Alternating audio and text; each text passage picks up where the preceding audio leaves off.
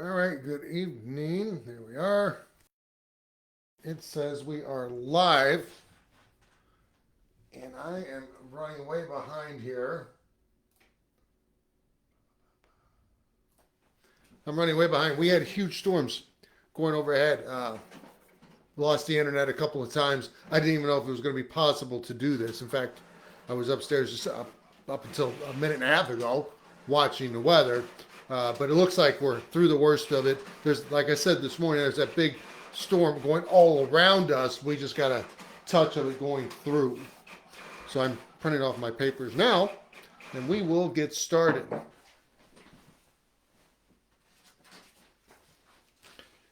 The storm seems to have passed. The major storm warning is gone. We'll have wind the rest of the night, maybe some rain, but that's about it.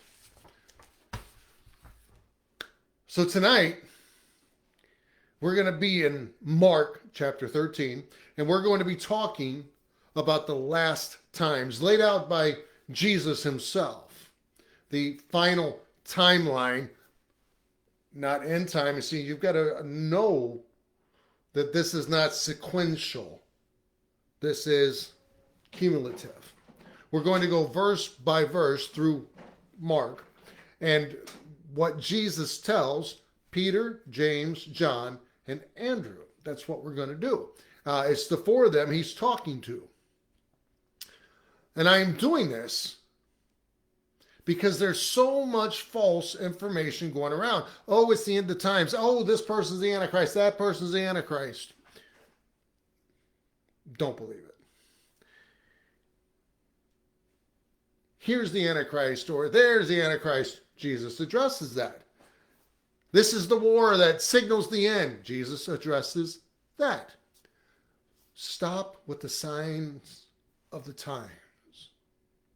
Stop looking for the end, because the Christian is not going to be affected by the tribulation. Prepare for the rapture. On the calendar of Christians, there is no event left except the rapture. That's it.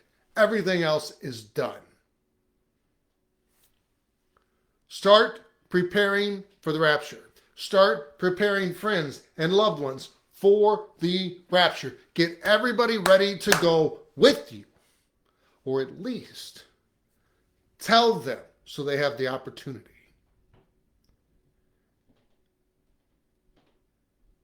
The final sign before the rapture was given some time ago. Now, our job now is to prepare, spread the gospel, and proclaim the Christ that is coming for us. Mark 13:1. And as he went out of the temple, one of his disciples saith unto him, Master, see what manner of stones and what buildings are here. And Jesus answering said unto him, Seest thou these great stones, these great buildings? There shall not be left one stone upon another that shall not be thrown down. Doesn't give us the name of the disciple here that says, look at this amazing building. Look at this structure. As they leave the temple, and by the way, the temple was an extraordinary human accomplishment. A big building, imposing, beautifully wrought. And one of the disciples, in all, says, Master, look at what man has accomplished. Jesus says, this building doesn't matter. It's all going to be torn down and destroyed. This building, this man-made construct, does not matter. It is momentary. It is temporary. Man is still impressed by man and his feet, his strength, his accomplishments. But they cannot see the God right in front of them. Because Jesus, who is God, he's not impressed with the temple. Why? He made the heavens and the earth. The very material they used to make this exquisite temple that by man's calculations is absolutely wonderful. God put the earth right here, and he spun it with trees that don't fly off from the gravity, with wind and seasons, with us, ecosystems. He's not going to marvel at the accomplishments of man. So they left the temple, and as he sat upon the Mount of Olives over against the temple, Peter and James and John and Andrew asked him privately. This is how I can tell you he was speaking to the four. Other disciples were not around. Other crowds were not around. Peter, James, John, and Andrew asked him privately, "Tell us, when shall these things be? And what shall be the sign when all these things shall be fulfilled?" They want to know when the destruction of the buildings is coming. Obviously, it's probably been a big part of their life, all of their lives. They want to know how long. They're still looking at this through earthly eyes, not spiritual. From this point in time, the destruction of Jerusalem is not for another 40 years or so in AD 70. They cannot fathom when Jesus says shortly, he's looking through eyes of the eternal, not the physical ones we have. So this is where we're going to get into Jesus' words about the end times. And Jesus answering them began to say, "Take heed lest any man deceive you. For many shall come in my name, saying, I am Christ, and shall deceive many." That has happened time and again. "And when you shall hear of wars and rumors of wars, be ye not troubled." You catching that?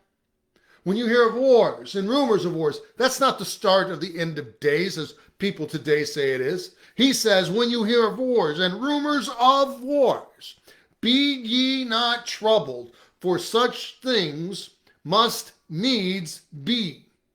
Meaning wars, rumors of wars, troubles have to happen. But the end shall not be yet. "Nation shall rise against nation, kingdom against kingdom, and there shall be earthquakes in diverse places. There shall be famines and troubles. These are the beginning of sorrows. But take heed to yourselves, for they shall deliver you up to councils, and in the synagogues you shall be beaten. And ye shall be brought before rulers and kings for my sake, for a testimony against them." When you hear of these things, wars, rumors of wars, nation against nation, kingdom against kingdom, earthquakes in diverse places, famines and troubles, don't worry about that. These things must be. Interesting. And then, pay attention, they're going to come and get you. They're going to beat you in the synagogue. You're going to be brought before rulers and kings, Peter, Paul, before rulers and kings, for a testimony against those rulers and kings, or to them, about what matters, because the rulers and kings themselves don't matter. Jesus matters. God matters. But this has all happened time and again since Jesus left us. Many saying they are the Christ. Many wars and rumors of wars. In just the 58 years I have been alive, nation against nation. In the 50 years before me, 1918, 1916, 50 years before me, World War I. 30 years before me, World War II. Vietnam. Korea. Wars and rumors of wars. Don't pay attention to those things. There's going to be earthquakes. There's going to be famines. There's going to be troubles.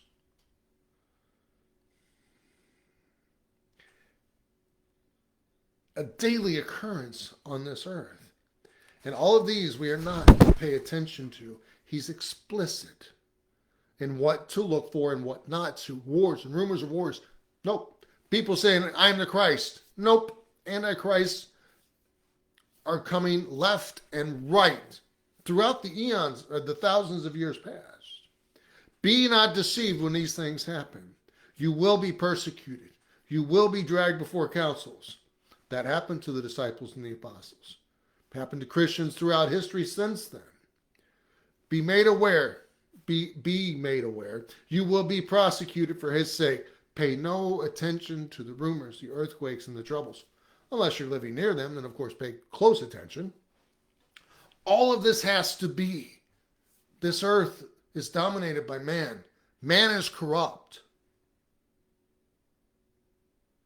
Man fighting against man. The earth contaminated by sin. All of this needs be. Mark 13:10. The gospel must first be published among all nations. Not all continents. Not all major nations. All nations. In North America, we have 3 nations in North America. 3. Canada, United States, Mexico. Countries and nations in South America, 30, I think. Africa, oh, that's broke down into so many. So now we get to the tribulation that happens when all of the gospel is published, proclaimed, made known to all nations. Now, when I was growing up, I had the hardest time with this part. I considered this and I thought, how is that ever going to happen? But today,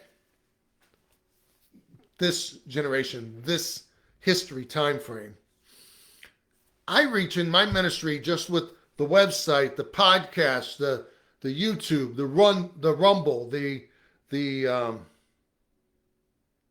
blogs, the website. I reach countries I never knew existed.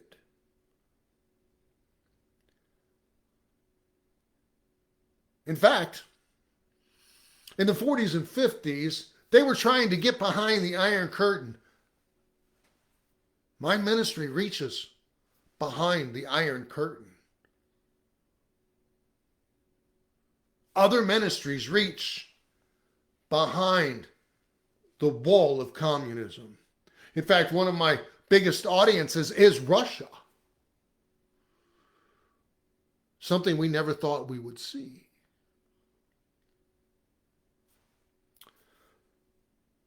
But when they shall lead you and deliver you up, take no thought beforehand what you shall speak, neither do ye premeditate. But whatsoever shall be given you in that hour, that speak ye, for it is not ye that speak, but the Holy Ghost. Now, here's the tribulation. This is the tribulation. When they shall lead you and deliver you up. This does not mean when you get up to preach, don't prepare. That's not what this means. This does not mean when you get up to proclaim the gospel, do not prepare. That's not what this means. What this means is when you were pulled to give accounts of why you're preaching the gospel, why you're a Christian, and you're being persecuted for it, the Holy Ghost will speak. And it says, now the brother shall betray the brother to death. We've had that happen. And the father and the son and children shall rise up against their parents and shall cause them to be put to death. Ye shall be hated of all men for my name's sake. But he that shall endure unto the end, the same shall be saved. This is talking to the Jews in the tribulation. But when you shall see the abomination of desolation spoken of by Daniel the prophet, standing where it ought not, the beast, standing where the beast ought not to be, let him that readeth understand. Then let them that be in Judea flee to the mountains. In the tribulation, the whole world's going to be affected. 3 years, the Antichrist is going to lead and is going to be prosperous, 3.5. And then 3.5 years, total hell on earth. That's fact. The abomination of desolation, the Antichrist, is going to go into the temple. And when you see that, then let those that are in Judea, in Jerusalem, in Israel, flee to the mountains. This is the Great Tribulation. And he is speaking to Israel and the Jews specifically. And let him that is on the housetop not go down into the house. When you see this abomination of desolation in the temple, don't go into the house. Neither enter anything in. Don't go. You didn't leave anything behind. Just run. And let him that is in the field run, not turn back again, for to take up his garment. But woe to them that are with child, and to them that give suck in those days, those with young children, toddlers. Pray that your flight be not in the winter. For in those days shall be affliction, such as was not from the beginning of the creation which God created unto this time. Neither will there be until this time. When the Antichrist arises, and I mean the Antichrist arises and goes to Jerusalem, enters the temple, proclaims himself the equivalent of God, prophet, priest, and king, those still in the land of Israel are to flee, for their troubles are to get exponentially worse. And except that the Lord had shortened those days, tells us in Revelation that he shortened those days. No flesh should be saved, but for the elect's sake, whom he hath chosen, he hath shortened the days. And then, if any man shall say to you, Lo, here is Christ, or Lo, he is there, believe him not. For false Christ and false prophets shall rise, shall show signs and wonders to seduce, if it were possible, even the elect. But take ye heed, behold, I have foretold you all things. This is still in the tribulation. This is the end of the tribulation. False Christ, false prophets. He's telling you specifically the beast prophet, and the priest. All of those are going to try to mimic what's going on. This is a general warning. Good throughout the ages, but specific to the tribulation. Somebody comes along and says, I am the Christ. No, you're not. No. Our Christ does not walk this earth again until the second coming. If you see powers, miracles, rising the dead, healing the sick and the blind, they're copying. They are not the Christ. And how do we know? Because he tells us what the coming of the Son of Man is. Mark 13:24.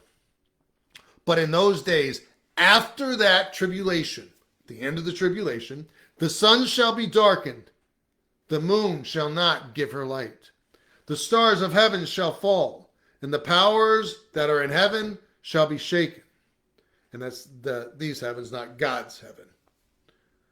And then this heaven and this earth shall see the Son of Man coming in the clouds with great power and glory.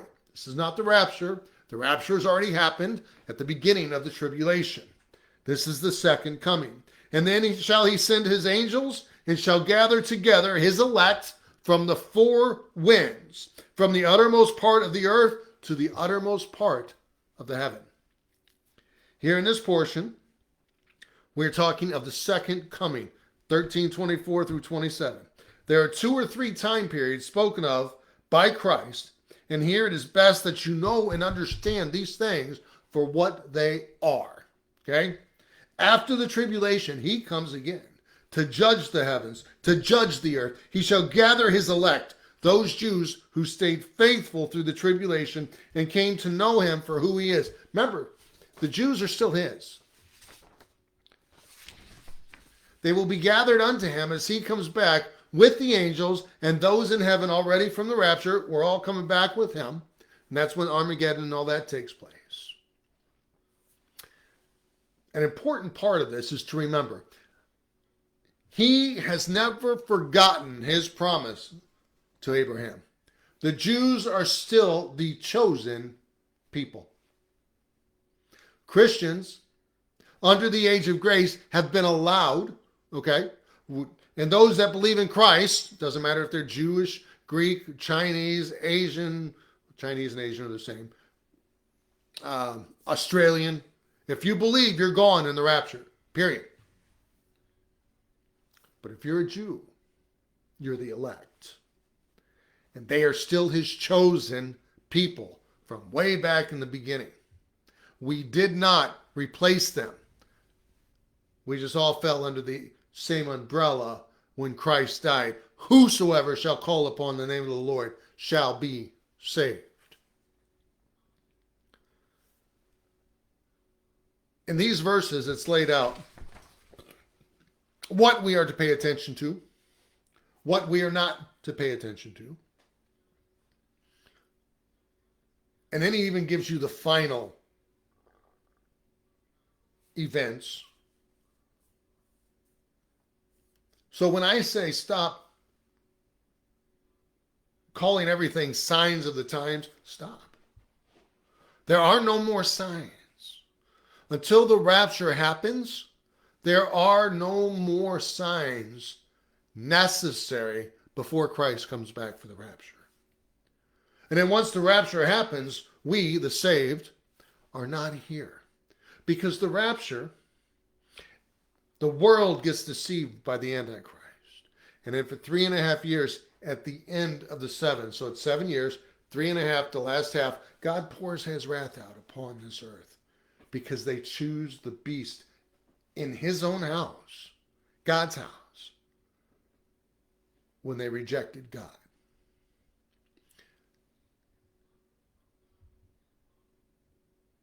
Stop saying wars and rumors of wars, it's the end times. No, don't pay attention to that. That's just man being man. Oh, he's an antichrist. No. No. Christian, we're never going to know who the antichrist is until we're in heaven. And it's a heavenly perspective we're looking back with, because we're going to be gone. The antichrist does not matter to the true child of God. Does not. What does matter is that you prepare friends, families, neighbors, the clerk at the store, everybody. Let them know Jesus is coming back. The time is going to be horrible when he comes back. And he takes his children out. God's no longer going to have his hand on this earth restraining full evil. And it's going to be a hard time. We don't want anybody to go through that. We don't. We know they're going to. But they need to know that there's a choice. And the only way they're going to know that is if we tell them. Stop proclaiming the sign. Stop saying, this is the sign. This is. It's not. The next sign this world gets, Jesus is God, is the rapture. And then it's going to be too late for them to do anything about it. Live for the kingdom, to take everybody we can with us. Because soon enough, that chance will be over. And you don't want anybody to go through that. But in the very words of Jesus, he tells you the signs of the times. We just went through it. I certainly hope this has helped you out a little bit.